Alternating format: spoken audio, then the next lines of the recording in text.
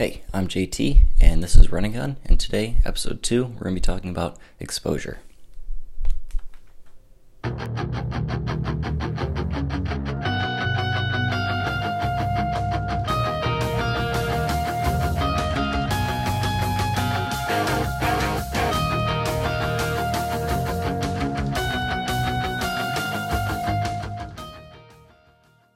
Let's get started talking about exposure. Exposure in photography, it describes how much light is hitting your camera's sensor, or in a film camera, how much light is reaching your film. Now I think the best way to teach and understand exposure is visually with the exposure triangle. Now here's one I made for you. It might look a little complex, but don't worry. We're going to break it down and I'll make this super easy to understand. So let's start off with the left side of the triangle and talk about your aperture.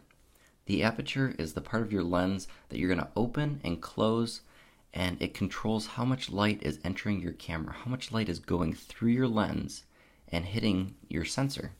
When your aperture is open all the way as far as it can go, people call that shooting wide open. You'll hear that term a lot in photography.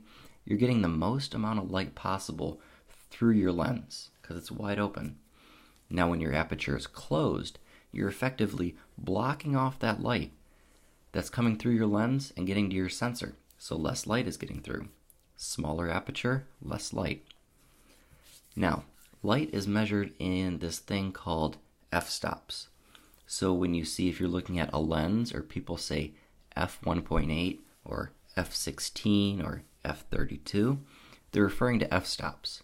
Now, it's a little bit confusing, but the smaller the f-stop, let's say f1, f1.8, f2, that actually means the wider your aperture is open and the more light is getting into your camera.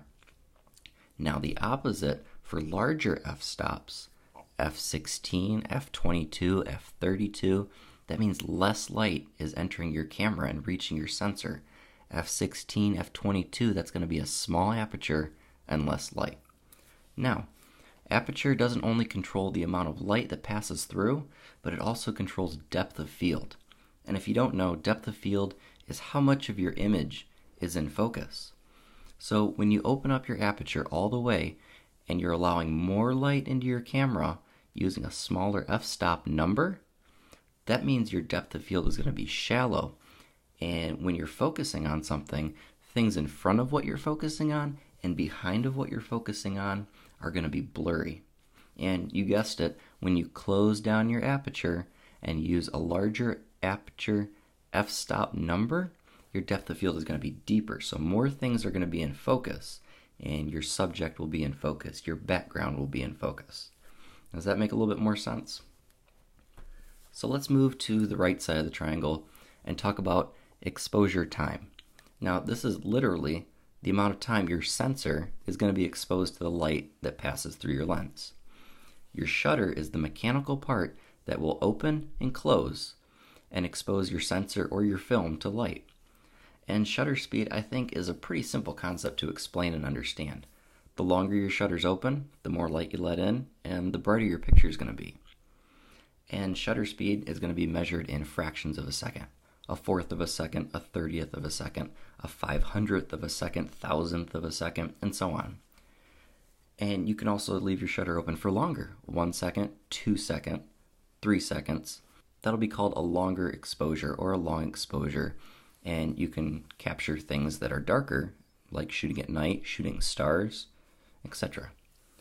So your shutter speed is also going to control motion. You can freeze motion or make motion blurry depending on your shutter speed. So if you've ever taken a photo of something moving really fast, a plane, a train, a car, and it comes out blurry, that's your shutter speed. That means your shutter speed was too slow to capture whatever you were photographing that was moving fast. So just to review, a fast shutter speed lets in less light.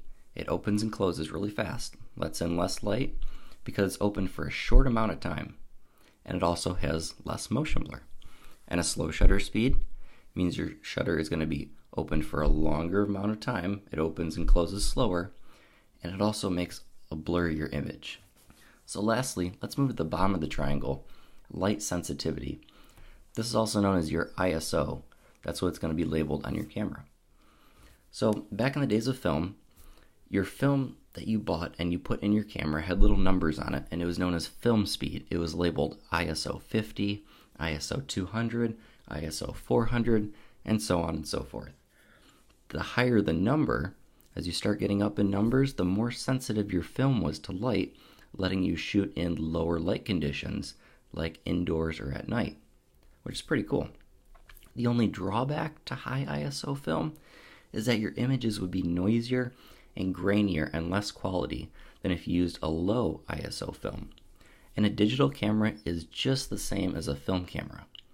With low ISO settings, let's say 100, 200, 400, the less noisy your image is going to be, and the less grain, those little dots and pixely dots, are going to be in your photo. And reversely, the higher ISO settings, 3200, 6400, and some cameras go even higher, 12,000, it's going to give you a noisier image, and it's going to come out with a really bad picture. So the key is to find the balance in ISO with the amount of noise you need and the amount of light that you need to be able to capture.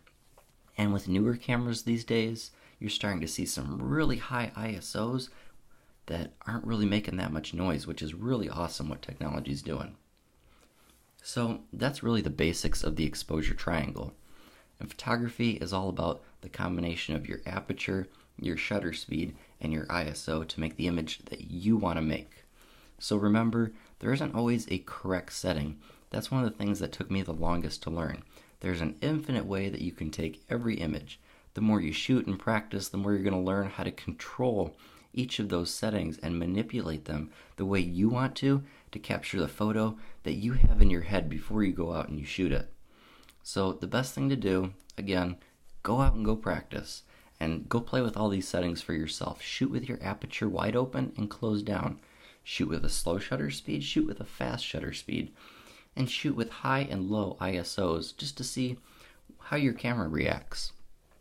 So I'm going to include a link at the bottom to my exposure triangle chart, and you can download it, study it, print it out, put it in your pocket when you go shoot if that helps you.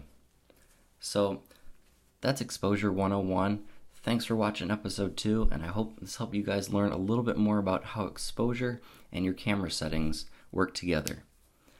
Make sure to subscribe to Run and Gun for more weekly photos on improving your photography. And I'm JT, and get out and go shoot.